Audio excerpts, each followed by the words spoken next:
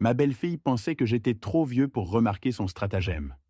En pleine célébration de mon succès, devant des dizaines de personnes, elle a discrètement versé une poudre fine dans mon verre de vin. Si je n'avais pas eu l'œil aiguisé, je me serais effondré à table et tout le monde aurait cru à une crise cardiaque. Ce soir-là, j'ai transformé une tentative de meurtre en révélation publique devant des dizaines de témoins. Je m'appelle Michel Arnaud, 69 ans. Toute ma vie a été liée au chantier poussiéreux, à l'odeur du ciment et du bois. La seule chose dont j'ai été fier pendant des décennies, c'est cette petite villa en bordure de Lyon, où ma femme et moi avons élevé notre fils. Mais ce foyer est froid depuis longtemps. Mon fils Nathan et sa femme Clarisse n'ont gardé pratiquement aucun contact avec moi pendant des années. Lors de mon hospitalisation, le moniteur cardiaque bipait, mon téléphone à côté de moi. J'ai appelé Nathan 3 fois pour ne recevoir qu'un SMS. Occupé en réunion, papa. À Noël, j'avais préparé un poulet rôti, du vin, accroché une couronne à la porte. Je les ai appelés pour les inviter. Nathan était occupé par son travail. Clarisse avait un déplacement professionnel. Je suis resté seul à table, le cœur serré. Quelques heures plus tard, sur les réseaux sociaux, j'ai vu leurs photos. Radieux, attablés pour un dîner somptueux chez les parents de Clarisse. À cet instant, j'ai compris. Ils ne voulaient simplement pas venir me voir. J'ai continué à envoyer des SMS. Nathan, papa pense à toi. Viens dîner ce week-end. Rarement une réponse.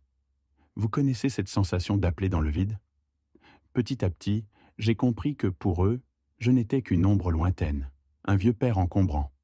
L'ironie, c'est que je n'ai jamais cessé de penser à eux. Les jours d'hiver glacial, j'imaginais Nathan enfant jouant dehors, ses petites mains gelées qu'il glissait dans les miennes, en disant « Papa, tes mains sont si grandes. Je veux avoir des mains comme ça pour construire des maisons avec toi. » Clarisse, ma belle-fille, ne m'a jamais vraiment considéré comme un parent. Un soir, elle a dit devant tout le monde « De nos jours, les gens doivent savoir profiter de la vie, vivre comme papa Michel, économiser chaque centime, toute une vie finit coincée dans cette vieille maison. » Nathan n'a jamais pris ma défense. Vous vous demandez peut-être pourquoi j'ai continué à appeler, à attendre? Parce que je suis un père. Dans le cœur d'un père, il y a toujours de la place pour son enfant. Les cheveux blanchis, les mains tremblantes, ne souhaitant qu'entendre « Papa ». Ces années d'abandon sont devenues le combustible de tout ce qui allait se dérouler. Car quand Clarisse et Nathan ont finalement frappé à la porte, ce n'était pas pour prendre de mes nouvelles. On dit souvent que les mots durs des étrangers passent comme le vent. Mais quand ils viennent de votre propre sang, de ceux que vous avez élevés de tout votre cœur, ils se gravent en vous comme des marques sur la pierre. J'ai appris cette vérité très clairement durant les années où mon fils et ma belle-fille se moquèrent de mes choix. Il y a plus de 20 ans, quand j'étais encore vigoureux et travaillais quotidiennement sur les chantiers, j'ai commencé à économiser chaque centime, non pas pour acheter une voiture de luxe, non pas pour dépenser sans compter, mais pour protéger mes vieux jours. Je ne voulais pas qu'un jour je dépende de qui que ce soit, pas même de mon fils. C'est pourquoi je me suis tourné vers les parcelles forestières à la périphérie de Lyon. À l'époque, elles étaient si bon marché que les gens me traitaient de fou. Michel, des terres forestières? Qui achèterait ça? Au mieux, tu peux y faire paître des vaches. Ça n'a aucune valeur. Mais j'avais une intuition. Je croyais qu'un jour la ville s'étendrait et que ces parcelles méprisées changeraient des vies. Je me souviens de ce premier soir où j'en ai parlé à Nathan. Il avait une vingtaine d'années alors, fraîchement marié à Clarisse. J'ai dit que je venais de signer pour un autre terrain au nord. La terre était vaste, avec un petit ruisseau. Je pensais qu'elle aurait de la valeur plus tard. Nathan a levé les yeux de son téléphone. Il a ricané. Papa a encore gaspillé de l'argent. Qu'y a-t-il là-bas à part des arbres et des rochers? Tu es sûr que quelqu'un en voudra un jour? Clarisse, assise à côté de lui, a ri encore plus fort. Elle a posé son verre de vin, se moquant. Tu prévois de construire un chalet avec des ours noirs? Les gens investissent en bourse, et toi, tu accumules des terres forestières, sans réfléchir. Je suis resté silencieux. Je ne voulais pas me disputer, mais à l'intérieur, ça piquait froid. J'ai simplement hoché la tête et me suis versé une autre tasse de thé chaud, comme pour laver la honte dans ma propre maison. Dans les années qui ont suivi, j'ai continué à acheter d'autres parcelles, entendant à chaque fois les mêmes mots. Une fois, Nathan a même explosé.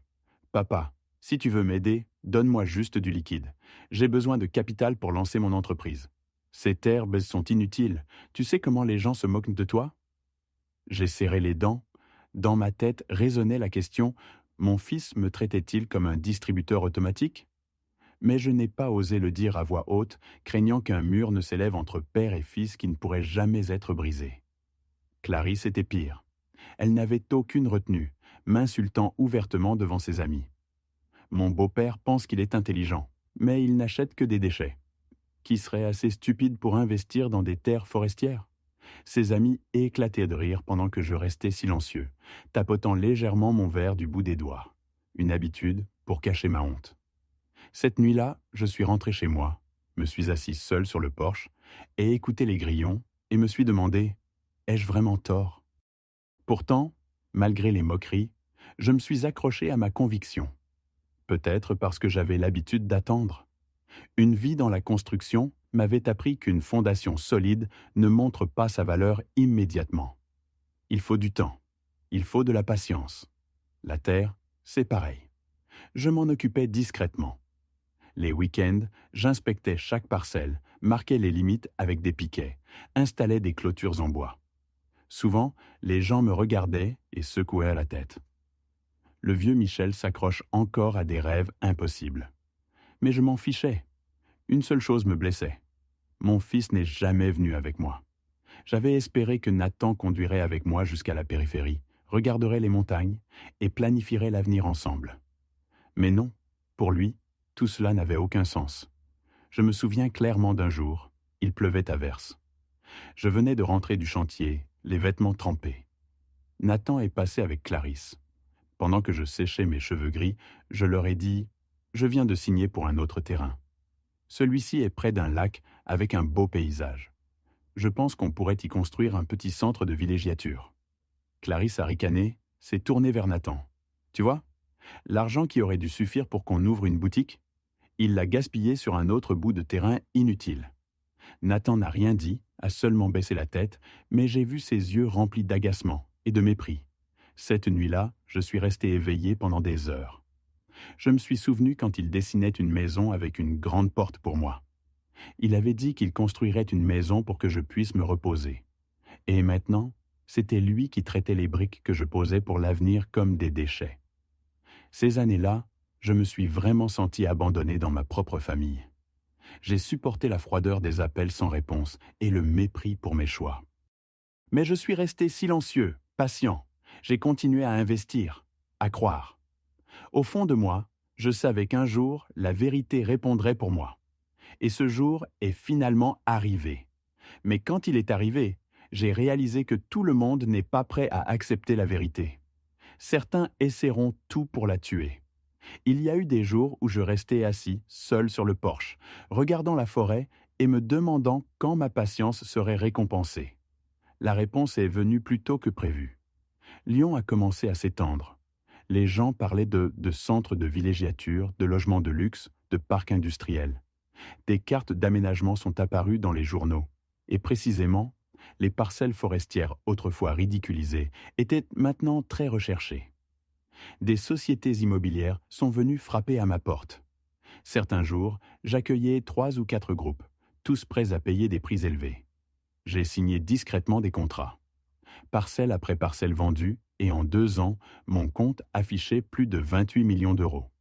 Je me suis assis devant l'écran de l'ordinateur, regardant la longue série de chiffres, mon cœur tremblant à la fois de peur et de joie.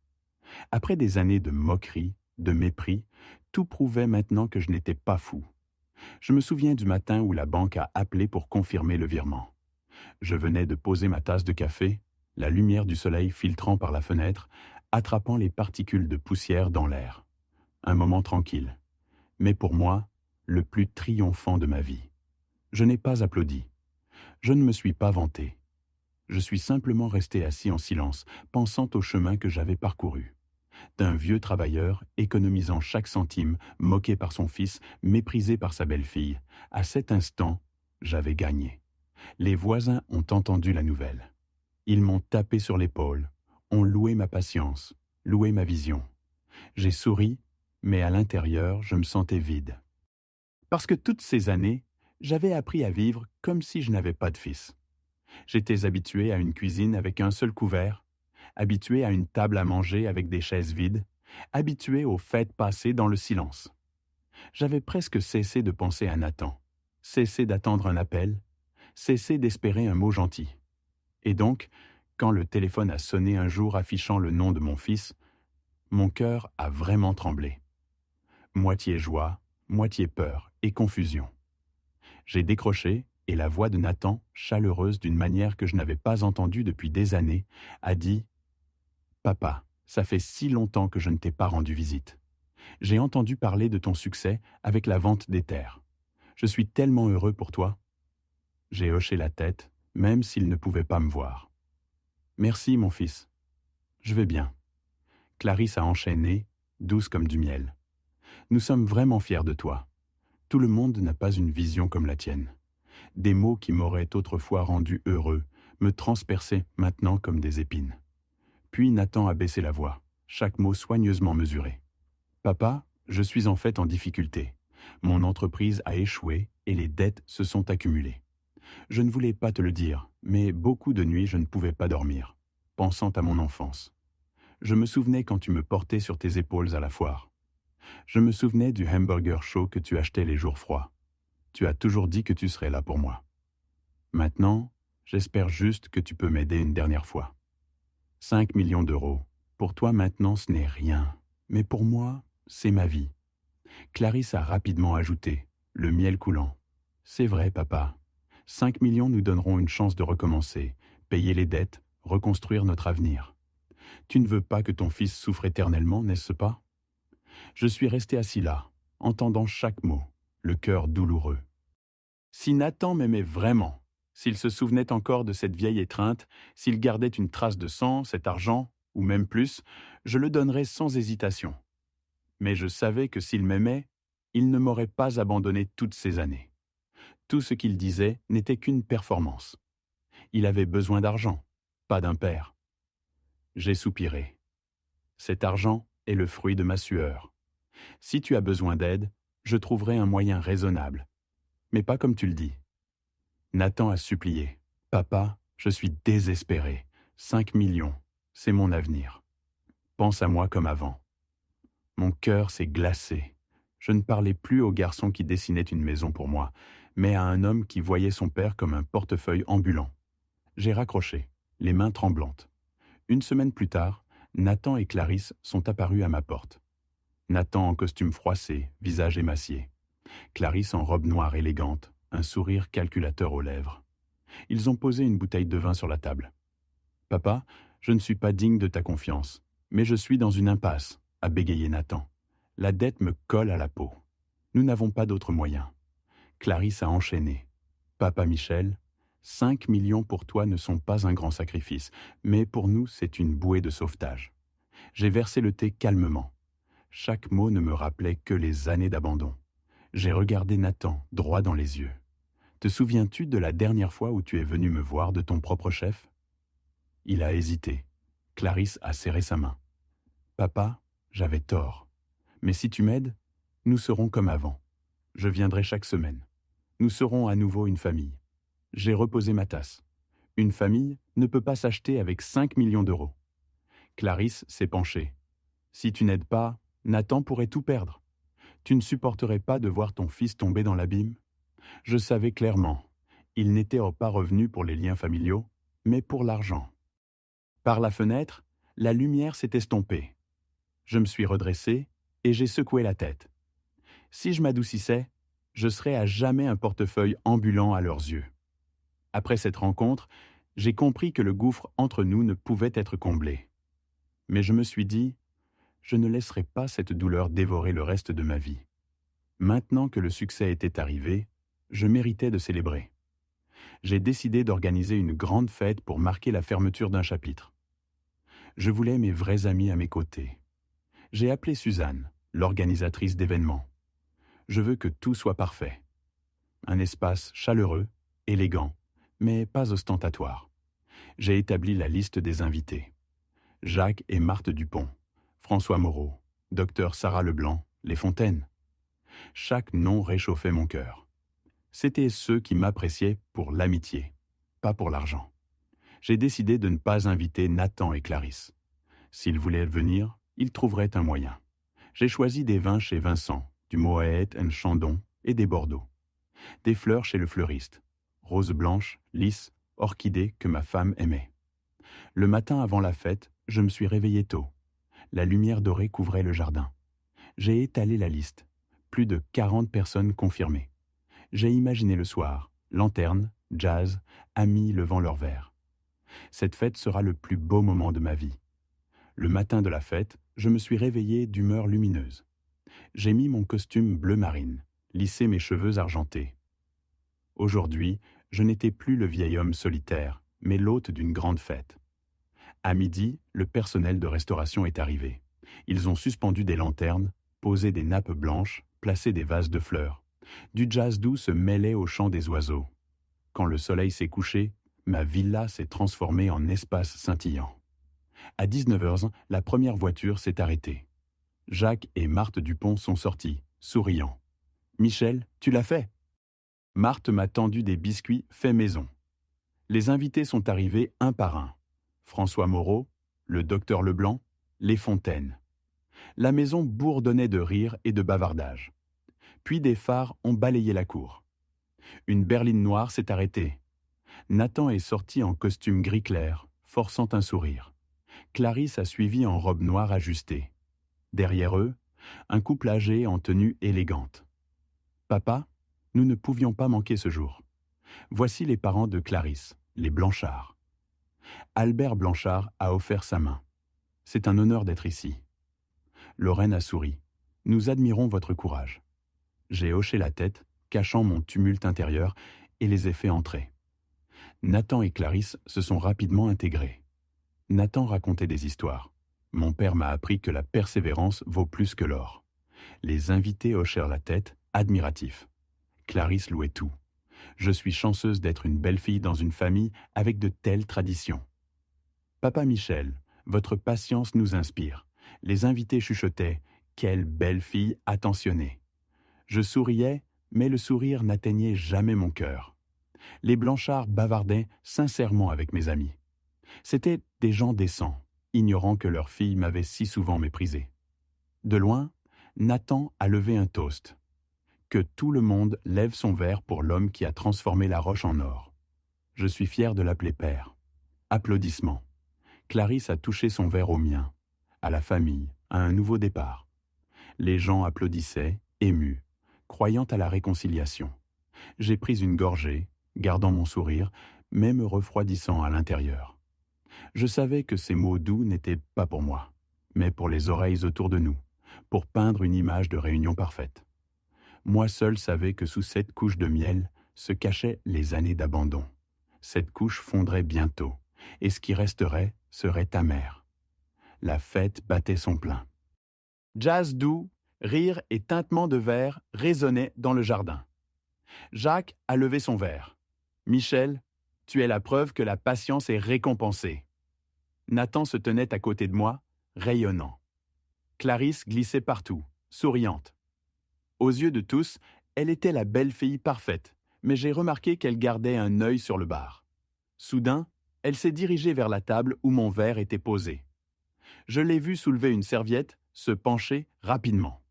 Un petit paquet, une fine poudre pâle tombant dans mon verre.